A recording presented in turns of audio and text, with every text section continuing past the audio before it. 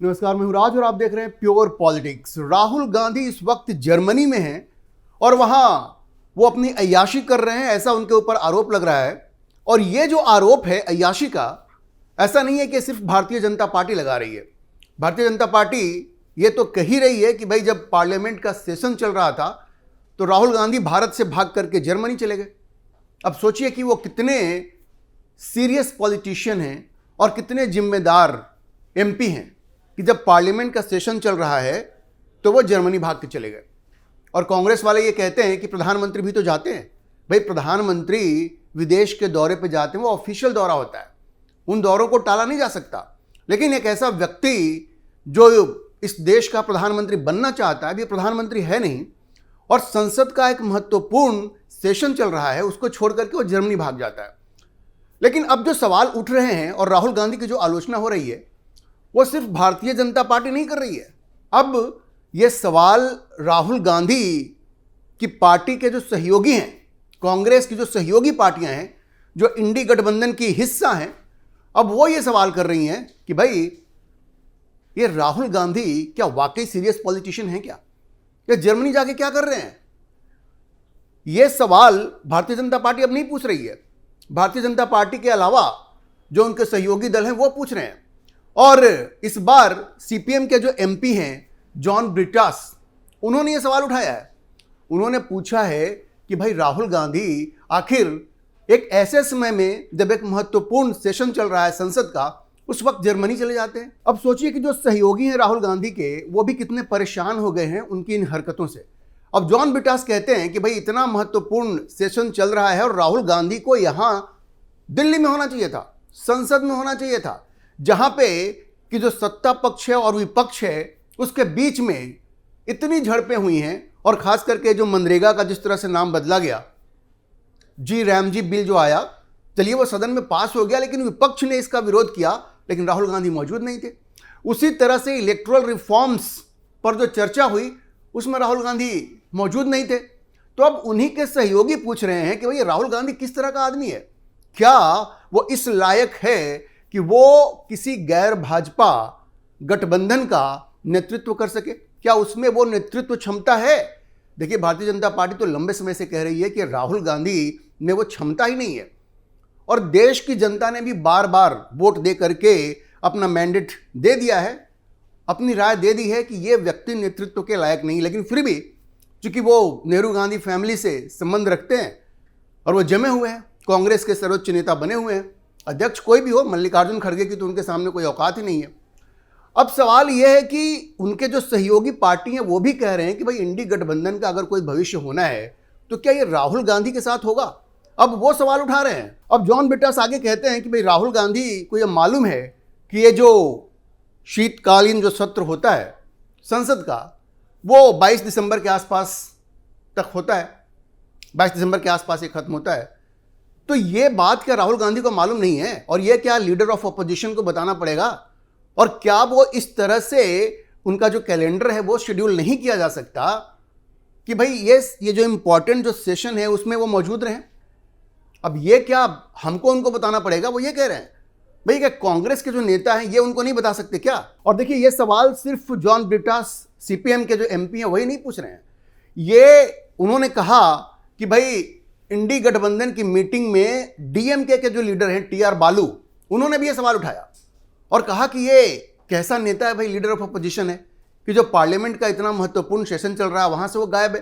तो इंडी गठबंधन के अंदर जितने भी नेता हैं वो सब इस बात को लेकर के परेशान हो गए हैं कि राहुल गांधी कोई नेतृत्व क्षमता नहीं दिखा रहे हैं, कोई लीडरशिप स्किल नहीं दिखा रहे हैं। और ऐसे में ये इंडी गठबंधन का क्या भविष्य होगा, इसको लेकर के वो परेशान है। अब देखिए, जो राहुल गांधी हैं वो जो जर्मनी गए हैं, चारों तरफ उसका मजाक उड़ रहा है।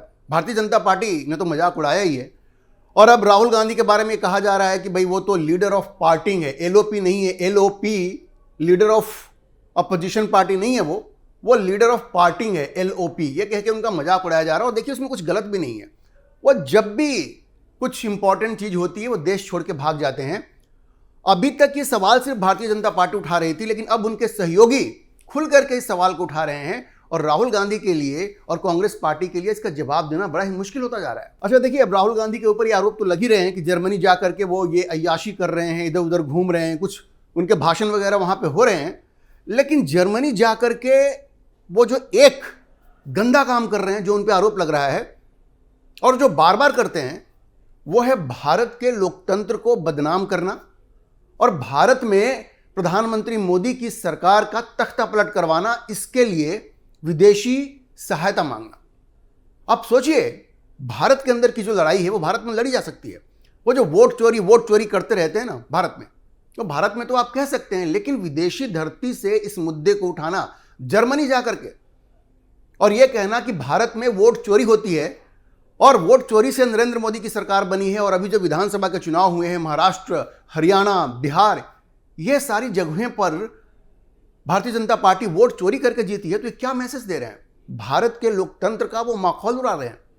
और उनका ये कहना है, गौर से आप सोचिए, कई बार राहुल गांधी विदेश दौरे पे ब्रिटेन में जाकर के वो कह चुके हैं कि जिस तरह से भारत में लोकतंत्र की हत्या हुई है, लोकतंत्र कॉम्प्रोमाइज हो गया है, तो विदेशी देशों को, खास करके ब्रिटेन को, अमेरिका को इस पर सोचना चाहिए और एक तरह से उन्होंने कहा कि इंटरफेयर करना चाहिए। वही बात जाकर के उन्होंने जर्मनी में कही है। फिर से वही राग दोहराया है कि भारत में लोकतंत्र खतरे में है, भारत में लोकतंत्र खतरे में है।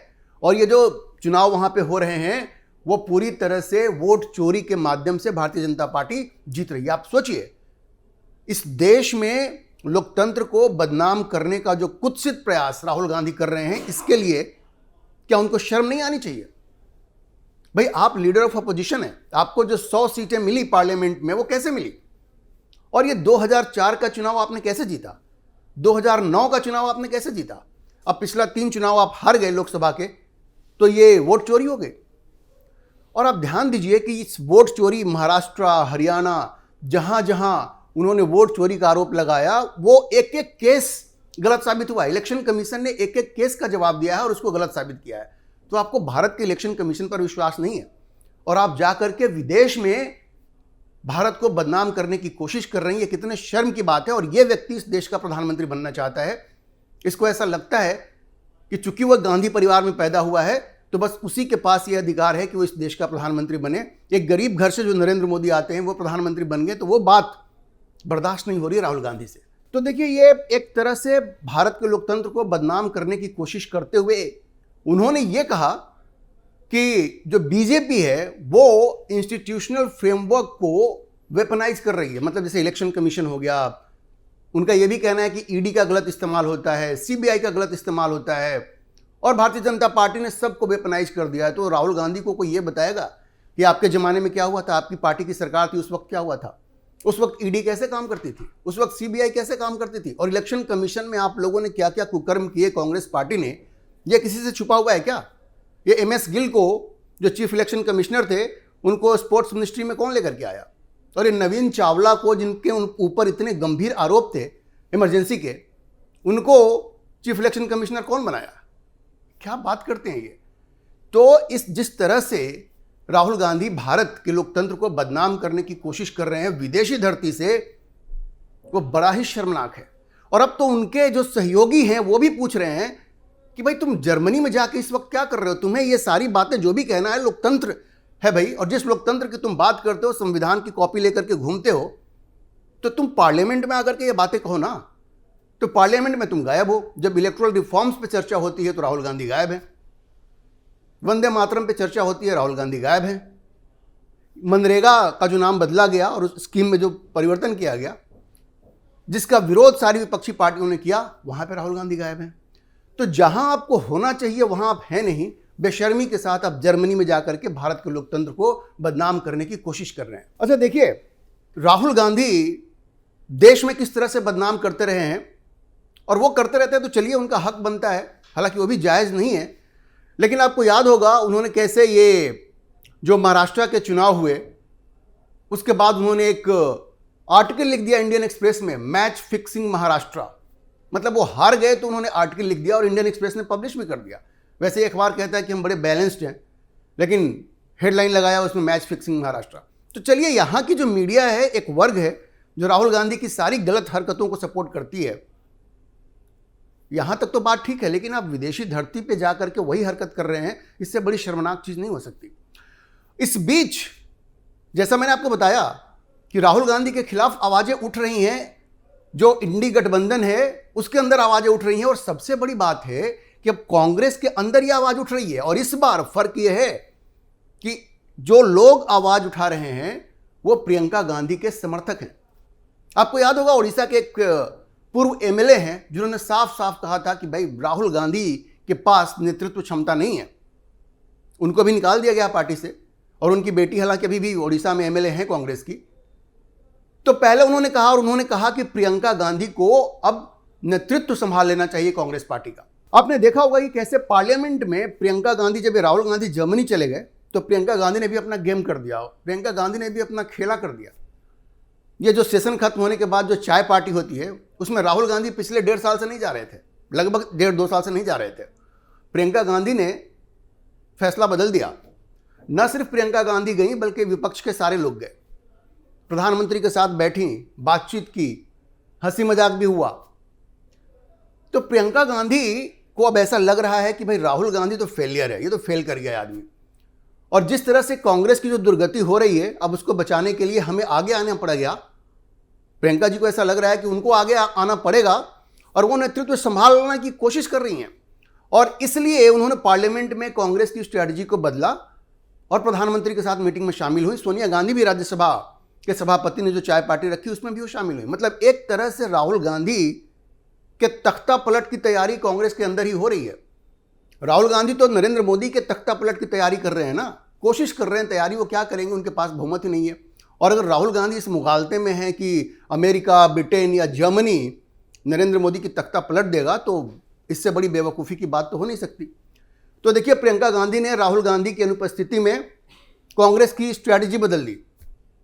सत्ता पक्ष के साथ माइंडलेस कन्फ्रंटेशन, आंख बंद करके पागलों की तरह झगड़ा करना, इस परंपरा को प्रियंका गांधी ने बदला है। और उनके जो समर्थक हैं कांग्रेस में, वो अब आवाज उठा रहे हैं कि प्रियंका गांधी को कांग्रेस का नेतृत्व संभालना चाहिए। मैंने आपको बताया उड़ीसा के जो पूर्व एमएलए हैं उन्होंने प्रियंका गांधी के पक्ष में बातें कही। कांग्रेस के एमपी इमरान मसूद जो हैं वो भी अब खुल के कह रहे हैं कि प्रियंका गांधी को अगर मौका मिला प्रधानमंत्री बनने का, तो वो बांग्लादेश युद्ध में जिस तरह की भूमिका इंदिरा गांधी ने निभाई थी वैसे ही नेतृत्व प्रियंका गांधी दे सकती है। मतलब इमरान मसूद ये तो मान रहे हैं ना कि राहुल गांधी में वो क्षमता नहीं है। देखिए, ये बहुत ही सटली इमरान मसूद प्रियंका गांधी को प्रमोट कर रहे हैं। वो कह रहे हैं कि जैसे इंदिरा गांधी ने पाकिस्तान को 2 टुकड़ों में बांट दिया था, अगर प्रियंका गांधी प्रधानमंत्री हो तो वो भी ऐसा ही कर सकती है। मतलब एक तो मान लिया उन्होंने कि राहुल गांधी से ना हो पाएगा, प्रियंका गांधी के हाथों में ही सत्ता मिलनी चाहिए। तो अब देखिए, राहुल गांधी के खिलाफ कांग्रेस के अंदर आवाज उठ रही है, इंडी गठबंधन के अंदर आवाज उठ रही है। उनके लिए अब इस सत्ता से, कांग्रेस के अंदर की सत्ता से चिपके रहना बहुत दिन तक संभव नहीं हो पाएगा। आप जीतते रहते हैं तो लोग आपकी उटपटांग बातें भी स्वीकार कर लेते हैं, लेकिन आपको हार के बाद एक हार मिल रही है। 90 से ज़्यादा चुनाव आप हार चुके हैं, तो आपको धक्के मार के निकालने की तैयारी भी शुरू हो गई है, और शुरुआत आपके परिवार से ही हो गई है। प्रियंका गांधी ने जिस तरह से आपकी ये 2 साल पुरानी स्ट्रेटजी पार्लियामेंट में बदली, और उसके बाद जिस तरह से इमरान मसूद का बयान आया है और उड़ीसा के पूर्व एमएलए का बयान आया है, तो कांग्रेस में ये तैयारी शुरू हो गई है। और राहुल गांधी को सतर्क रहना पड़ेगा, क्योंकि इतने दिनों से सत्ता से बाहर रहने के बाद पार्टी के कार्यकर्ता भी अपना धैर्य खो देते हैं। और ऐसा लग रहा है कांग्रेस में ये धैर्य धीरे धीरे कार्यकर्ताओं का भी और उनकी अपनी बहन का, उनकी अपनी माता जी का धैर्य शायद खत्म हो रहा है, क्योंकि उनकी 2 साल पुरानी नीति को इन लोगों ने बदला है और एक नई शुरुआत की है। और भारतीय जनता पार्टी ने इमरान मसूद के स्टेटमेंट पे तो बड़ा मजाक उड़ाया है कि भाई एक तरह से तो उन्होंने मान ही लिया कि राहुल गांधी के पास न जनमत है, न संगत है, न जनपथ है, कुछ भी नहीं है। तो भारतीय जनता पार्टी का तो चलिए काम है, वो तो कहेगी ही, लेकिन जिस तरह से राहुल गांधी को देश की जनता नकार रही है, कांग्रेस के अंदर उनको नकारा जा रहा है, और अब इंडी गठबंधन के अंदर से ये आवाज़ उठ रही है कि भाई ये संसद चल रहा है और वो भाग करके जर्मनी चले गए हैं। अय्याशी करने, ये तो शब्द इस्तेमाल नहीं किए गए, लेकिन लोग तो यही कहेंगे ना, घूमने फिरने आप चले गए। और ठीक है, वहाँ पर जा करके आप 1-2 स्टेटमेंट दे रहे हैं, 1-2 मीटिंग्स को आप एड्रेस कर रहे हैं, लेकिन पार्लियामेंट ज़्यादा जरूरी है, ये बात उन्होंने नहीं समझी। तो आप समझिए कि राहुल गांधी की स्थिति बहुत ही खराब है। उनको धक्के मार के निकालने की तैयारी इंडी गठबंधन भी कर रही है और कांग्रेस के अंदर भी आवाज उठ रही है बहुत जल्द या तो स्वेच्छा से छोड़ दे पद कांग्रेस के लीडरशिप का, या फिर उनके साथ वही हो सकता है जो उन्होंने सपने में भी नहीं सोचा होगा। अभी के लिए इतना ही। आप इस विषय पर क्या सोचते हैं अपनी राय कमेंट बॉक्स में जरूर लिखें, और अगर आपको वीडियो पसंद आया तो आप इसे लाइक करें, शेयर करें और हमारे चैनल को सब्सक्राइब जरूर करें।